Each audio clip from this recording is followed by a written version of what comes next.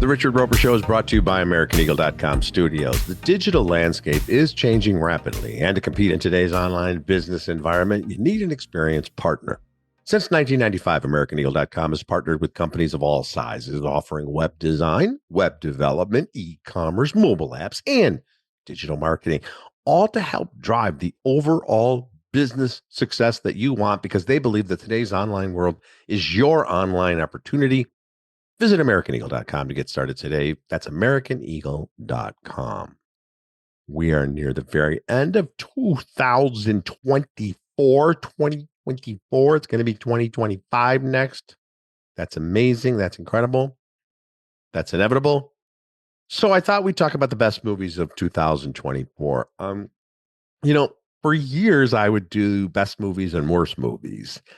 And Roger and I would do two separate programs, the best movies of 2003, the worst movies of 2003. And we'd always get the best ratings, sometimes for the worst of the year. But those two shows were always, people love the list and the highlights. I stopped doing my worst movies and worst TV show stuff. I guess it was sometime around the pandemic. And I know a lot of people still do it, a lot of my fellow critics. And I have no problem with that. Listen, I'm never going to hold back on a review when something comes out, theaters or streaming or whatever the case may be. But I just feel maybe it's because of my sort of, I don't want to say senior status, but I've been around a long time. Like I feel like I'm piling on sometimes when I go back and say, let's talk about how much this sucked. The reviews are out there. There were films I gave 1 star to and TV series that I thought were terrible. And I'm on the record as saying that. But I just feel like at the end of the year, I don't think I've gotten soft, because a lot of studios and actors and directors will tell you, ain't gotten soft. He ain't gotten soft. They might not say it like that, but if something sucks, I'm always going to tell you why. If something's disappointing or outrageous or infuriating. But just to go back, I don't know. I feel like it's more fun to celebrate and just leave it be. I don't vote for the Razzies. I'm tired of the fucking Razzies too, the same kind of thing. And I'm also going to talk about the best TV series of all time, or not of all time, but we could do that sometime too. But of 2024, maybe we'll do that one right after the first of the year. But for the best movies of 2024, it's always interesting to me because people talk about that was a great year for movies or it was a terrible year for movies. Nobody ever says that about books. It was a bad year for books because there's so many books. There are certain years that are always in the conversation, and it's kind of cool that in recent years, I say recent, at least in the last 25 years, 1999 is a year that comes up, but people always talk about, 1939 was a great year for movies, 1946, 1959, a couple of years in the 70s, 1975, 1994 is a year that is, when you look back at just an amazing roster of films. And even as recently as 2007, those are some of the years that always come up, and you can look up all the great films. But I've seen some chit-chat and chitter and all that kind of stuff on the interwebs about how this is kind of a down year for movies. There were no great movies out. I don't know if there's ever been a terrible year for movies, because you're always going to find 10 or 20 or 30 films that are really, really strong. Maybe, some years you had the Oscar nominees. You're like, oh boy, if those were the best they can come up with. Not that the Oscar nominees for Best Picture necessarily reflect the best pictures, but I'm just going to give you guys a partial list of the films that fell short of making my top 10 list this year. And this is just some of the films. If I listed everything I recommend, I probably did 250 reviews of movies and TV shows. Most years I have more positive reviews than negative reviews. That's in part because if it's between a small film or a streaming show that's good and one that I didn't like, I'm going to go ahead and share the good news with you and not review the other ones just by definition. That's just, to me, it's like if 2 indie films come out in the same week and I really love one and I didn't like the other one, I'm not going to draw attention to one just to say, don't see this. I'm going to hope to do whatever small part I can to champion something that's really good. But a partial list of films that didn't make my 10 best list. Emilia Perez, which is an outrageous and bold and daring and beautiful and crazy film. And Zoe Saldana should get nominated for that. Maria, that's the Maria Callas movie with Angelina Jolie, who probably will get nominated. Wicked, of course, Wicked Part 1. A Real Pain, the Jesse Eisenberg film with Kieran Culkin, which is terrific. And I love to see that it actually is getting awards buzz. Blitz, great World War II film. We Live in Time, a great romance. The Apprentice, which was the film about the young Donald Trump. Saturday Night, which was a film about the young Saturday Night Live. Blink Twice, the horror film, the kind of outrageous things, Zoe Kravitz. Quiet Place Day One, remember that? The prequel. That was great. Daddy-O, that was that little film with Dakota Johnson and Sean Penn, where they're in the cab having a conversation. That's pretty much the whole film. I love that.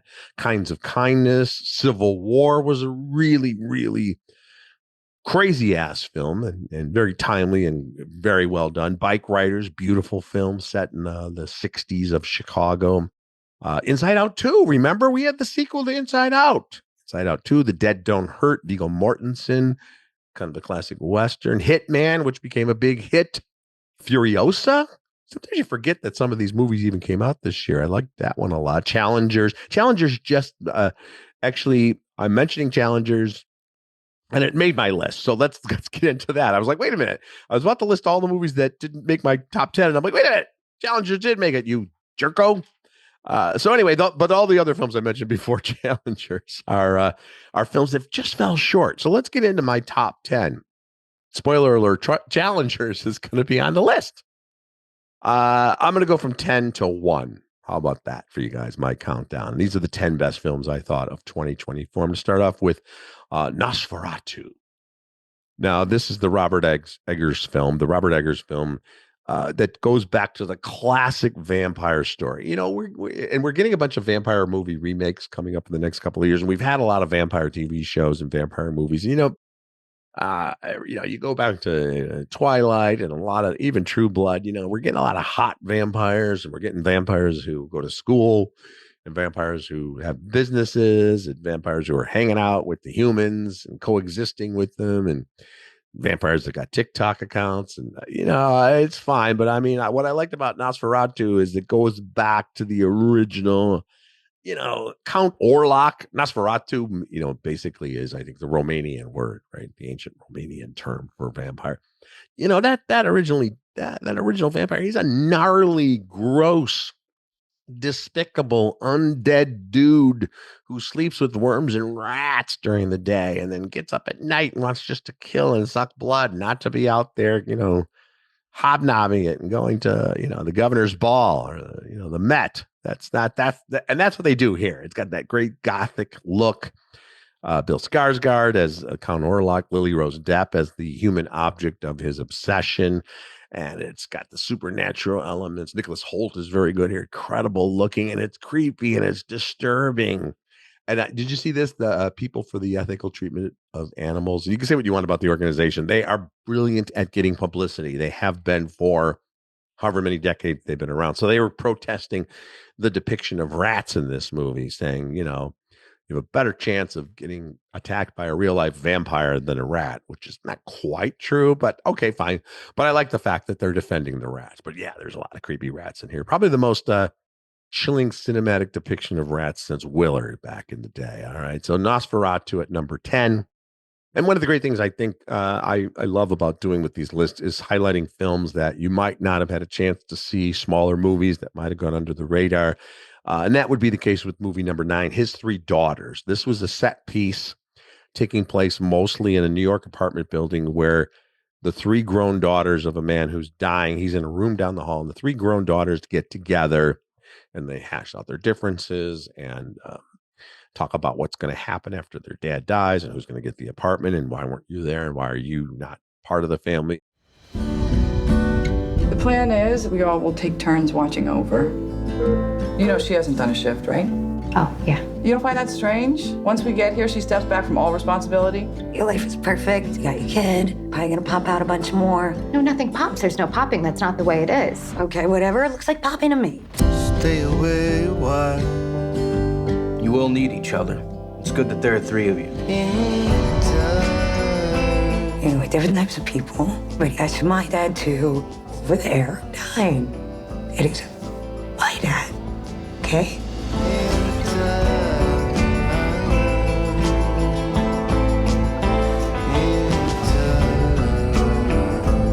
I'm working on his obituary and was hoping that you could help with it. Married a couple of crazy bitches, raised a few crazy bitches. Be a friend to me. It sounds like, oh my God, this thing's going to be super heavy. And it is, but it's also just so brilliantly done that it's exhilarating to watch. Carrie Coon, Natasha Lyonne, and Elizabeth Olsen play the 3 siblings. Think about that. Carrie Coon, Natasha Lyonne, Elizabeth Olsen, great actors. This plays like something that you would see as a stage work, but it still has a cinematic feel as well. So His Three Daughters, my ninth best film, if you will, of the year. Another great film is called Sing Sing. This is the one with Coleman Domingo, who's great, as we all know, and gives maybe the best performance of his career. And this is based on the real life rehabilitation through the arts program at Sing Sing Maximum Security Prison, the famous, infamous Sing Sing. So this is where the inmates put on elaborate productions and they do crazy things where they'll mix up genres and time periods and everything. So Coleman Domingo's playing a real life guy too, he's a wrongly imprisoned inmate, as he was in real life. And he lives to write and act and recruit fellow inmates, hardcore criminals who kind of they can escape the walls of the prison through these plays that they put on. It's called Sing Sing. I would put it right up there in the top 10 prison films of all time, just behind maybe Shawshank, Cool Hand Luke, The Hurricane, and Birdman of Alcatraz. Sing Sing's in the conversation right below that. That's how good this film is. Hey, at number 7, did I mention Challengers? That's my pick for the 7th best film of the year. The tennis auteur, if you will. Tashi Duncan, she's in another league. You were incredible today. To have a fashion line, a foundation, she's gonna turn a whole family into millionaires. What are you gonna do now? Unfortunately, my only skill in life is hitting a ball with a racket. I want you to be my coach. I want you to be my coach. How often does this happen? Going after the same girl?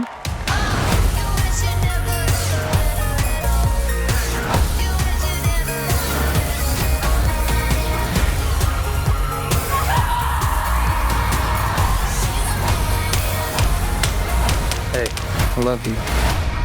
I know. Great looking film.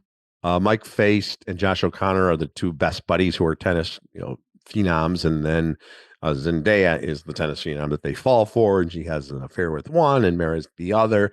Then she has this horrible injury and becomes a coach. It's a great looking film. It's kind of heavy and dark, but then it's got some wicked humor.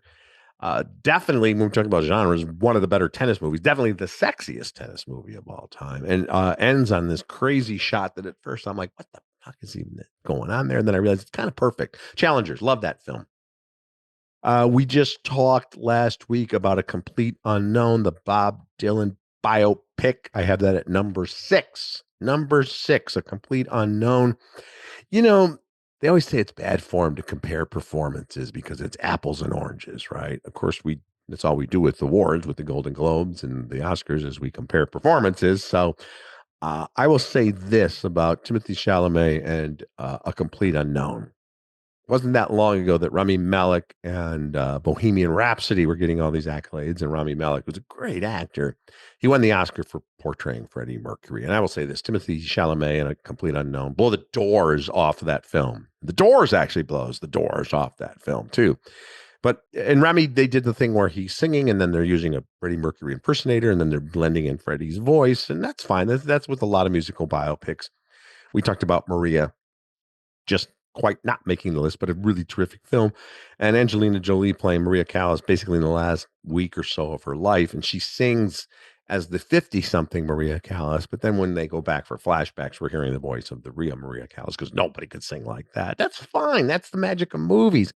But Timothée Chalamet really, he did the work, learned the guitar, the harmonica moves. Yes, he can sound like Dylan, but it's not just an impersonation. It's more than that. And the film is just really, really strong. I just loved how it evokes a certain period of time in American history. And they don't lay it on heavy. But this is taking place in, the early 1960s. So you'll see on the television, there'll be a report about the Cuban Missile Crisis. And then, of course, there's a moment where the news of John F. Kennedy, the assassination in November of 1963, and we see Dylan reacting to that. And of course, Bob Dylan wrote these anthems, The Times They Are Changing and Blowing in the Wind, and so many other songs that to this day are still, famous and resonate as protest songs. A beautiful film. It's called A Complete Unknown. That's halfway through our top 10 list. Let's take a quick little break, talk about Portillo's, and then my top five.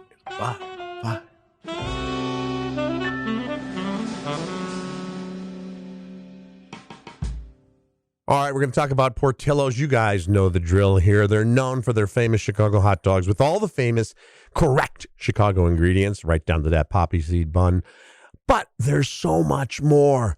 They got great burgers. You can get Italian sausage, Italian beef, amazing French fries, also some really good salads. Don't shortchange the salads at Portillo's. And then, of course, you top it off with the legendary, the one and only chocolate cake. I know people who order the entire cake for birthdays and other occasions, but you can also get a slice, which will probably last you 2 helpings because it's amazing. And always, of course, you keep the cake at room temperature. That's how they do it at Portillo's. That's how you want to consume it. Now, there are Portillo's in many locations across the country, but you can also order online and ship it via portillos.com. You can find a location near you, order online. Portillo's, Portillos.com, Portillos.com. All right, I'm Casey Kasem, and we're counting down the best films. That doesn't sound anything like Casey Kasem. I don't know who that sounded like. But anyway, we're counting down the top 10 films of 2024. And some of these films, as I mentioned, are smaller, and some of them are just coming out. And you might not have had a chance wherever you might be. They might not even hit theaters. You know, the criteria always for any given year to me is a film eligible for awards consideration. And to be eligible for awards consideration, a film has to play at least in a couple of markets, you know, New York and Los Angeles for a week or two.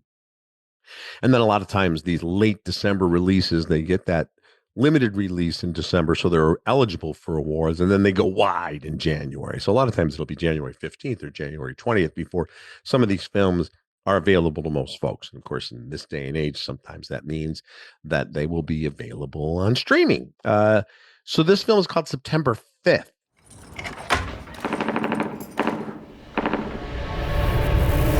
Do you hear that? Were those gunshots? What's the situation? The police are reporting that armed terrorists have attacked the Israeli athletes. There's a hostage situation going on right now in the Olympic Village. ABC wants news to take over. Your sports, you're in way over your head. Our job is to tell the story of these individuals whose lives are at stake. It's not okay. We made it worse. It's a madhouse down here. They know the whole world is watching. If they shoot someone on live television, whose story is that? Is it ours or is it theirs? And I have vague memories of this because I was a kid, but 1972 Olympics in Munich, you know, the important Olympics for a lot of reasons. You think about Munich, 1972, we're only a generation removed from World War II and Germany, you know, repairing its relations with the world and really wanting to show itself as a modern place and a welcoming venue. And it was also the first Olympics that were shown live. ABC had, you know, the satellites, the big trucks. So you actually, up until then, you never got to see any of the Olympic events live. They are all, you know, even though these great moments we hear about, they were on videotape, but the technology was there for the satellite. They had windows for an hour or two. And then unfortunately and tragically, a number of Israeli athletes and coaches were taken hostage, and eventually it became the Munich massacre. It was a, you know, horrific moment. The movie is all about ABC, the sports department, who were there 100 yards away from the Olympic Village where the athletes and the coaches had been taken hostage. And the debate about what do we do? I got to remember, this is 1972. So this is essentially, we talked a little bit about A Complete Unknown. You know, they broke into live, they broke into soap opera coverage and et cetera in 1963. So Walter Cronkite reported the news of John F. Kennedy's assassination. In this case, it was unfolding in real time, and they didn't know if they're, you know, because you get a glimpse of one of the terrorists, mass terrorists, with their guns, literally holding somebody on a balcony, and any moment now someone could get shot and killed. So there was a lot of debate. What do we show? What do we don't show? Then there was the fact that it was sports that was covering it. Peter Jennings was there, the young news reporter, but it was mostly sports reporters. And Roone Arledge was the head of ABC Sports, legendary guy who did all kinds. You can look him up. He did all kinds of amazing. Peter Sarsgaard plays him here in the movie. real pioneer in television. And news wanted to take the story away from sports, and Renard is just like, well, you're in New York. We are here. We have boots on the ground, if you will. We have correspondents and camera people who, we're going to improvise. We're going to figure this out. So it's all about how they cover it from the control room. And I will say this, it's one of the best movies about TV news coverage ever made. It really tells you, it shows you too how much, the technology has advanced, but for 1972 and the way it was covered. So it's all about the behind the scenes. There are movies like Munich that talk about the aftermath and chronicle what happened after the fact, but this is all about how it was covered on TV. Great film. At number 4, another movie that's just, it's played some film festivals and it's gotten some limited release, but kind of just getting out there. And that's Baby Girl. Have you heard about this film? So this is the one with Nicole Kidman. Nicole Kidman, how great is she, by the way? How great that she loves doing these roles where she doesn't give a flying F about anything other than the performance. I mean, she's stunning. She's gorgeous, but she plays who she is, and she doesn't mind going dark or taking big chances, and she certainly does in this. So Baby Girl, she plays the CEO of a kind of an Amazon type company, high profile, super powerful, super successful, admired as a pioneer in the field. And then she's at work one day, and they're parading the interns around, and this one intern catches her eye, played by this guy named Harris Dickinson. I think he's a British actor. And she actually embarks in an affair, on this crazy affair with the intern, which obviously is wrong on so many levels. But then this film goes in a lot of different directions. It's not just about the affair, but it's about control, and it's about what's going on in her life. And Antonio Banderas plays her husband, who's a theater director, who doesn't know any of this is going on. He's completely in love with his wife, but she's sort of looking for something else. And it reminded me in a way of the lurid thrillers of the 80s and 90s, like Fatal Attraction and Disclosure and Basic Instinct, but kind of elevated. And you have to see it to really absorb it, because and it's very, very erotic. It's not a movie you want to watch on a first date, I don't think. So it's kind of classy, but also trashy at the same time. And just I think a beautifully made film, really good performances. And it ends the way it should end, and I'll say nothing more about that. All right, number 3. Now, this is, again, I like to talk about films that weren't huge blockbusters, but were great, and that's Fancy Dance. I'm worried about your sister. Hope she don't come back soon. The state's gonna take Roki. I'm here to talk to you about your niece. We ran your background check, and I had no choice but to place Roki with your father. You can't do this. Auntie, Roki, I'm going to Grandpa's. Roki, it's all right. Just let me talk to her. Roki! Hey, grab your stuff. Thought we could hit up the powwow. Won't Grandpa be mad at you for taking his car? We're just borrowing it. Then why are we whispering? The cops are coming to take you away from me, too. How do you say Auntie. in the language? Noah. What does it mean? It means small mother. It means your other mother. That's what you're supposed to be for me. The title, I don't know if people understood what that meant. You'll find out when you see the movie. But Lily Gladstone, of course, you know her from a lot of stuff, but probably most well known for Killers of the Flower Moon, right? So she plays a member of Native American nation in Oklahoma. She's always getting into trouble. They don't make excuses for this character. Her sister is even worse half the time, disappears, and actually finally disappears maybe for good. And now Lily Gladstone's character of Jax, she's very close with her 13-year-old niece. But how is she going to be able to keep custody of her 13-year-old niece because of all the trouble she's been in through her life? So Fancy Dance kind of reminded me of a film like Winter's Bone. It's a thriller. It's a police procedural. It's a cultural study, and it's a family drama, and it's a great, great movie. I loved it. Kind of reminded me of the great films from the 70s and 80s that had that kind of feel, like grainy, indie, raw, unvarnished, visceral feel to them. Fancy Dance, if you get a chance to check that out. Another very raw film is Honora, which I have at number 2. You probably have heard about this one. This is the one, Mikey Madison, who's a terrific actress. And weirdly enough, She's been burnt up literally in 2 movies. Well, not literally, because then that would be terrible. But her character has been both in Once Upon a Time in Hollywood and then the Scream movie from like 2022, Mikey Madison. So, but this is a career level best performance. Probably going to get nominated. She plays an adult dancer. Her name is Nora, and she gets hooked up with the son of a Russian oligarch, and they get all this partying and all these kind of craziness, and then they get married, and then his mob family comes over from Russia because they're like, we're not going to let this happen. Writer, director, editor Sean Baker. This is a great film he's put together. It kind of reminded me of Uncut Gems from a few years ago from the Safdies, because it's got that intensity and that dark humor and that madness where you're watching these people go, down the rabbit hole, and you're like, Jesus Christ. So it's almost uncomfortable to watch, but it's great to watch. Film's called Nora.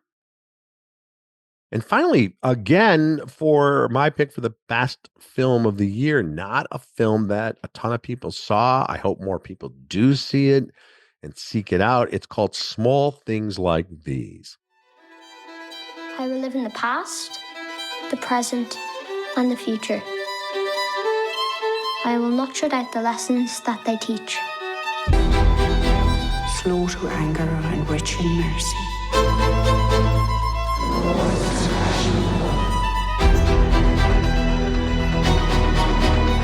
No, don't be thinking you're in any trouble. The Lord is compassion and love. The Lord is compassion and love. The Lord is compassion and love. If you want to get on in this life, there are things you have to ignore.